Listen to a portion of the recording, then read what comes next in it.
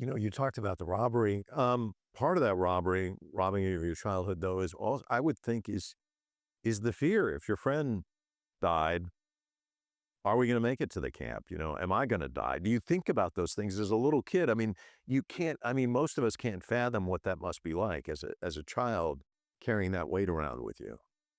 I think you think about it because number one, your parents don't even know how to talk about it. They try not to be like, okay, they went to heaven. They're no longer here. And then they're like, why are there so many people going to heaven all of a sudden? Right.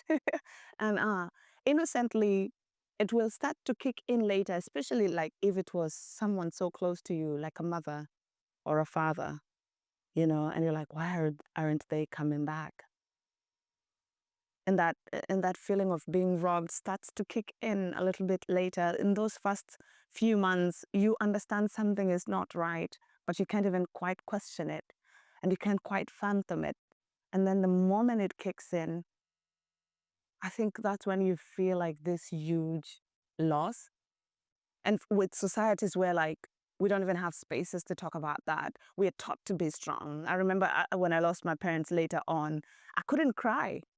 My community was like, you're the first child, you can't cry, you can't look weak, you have to be strong, and that's what you're going to do.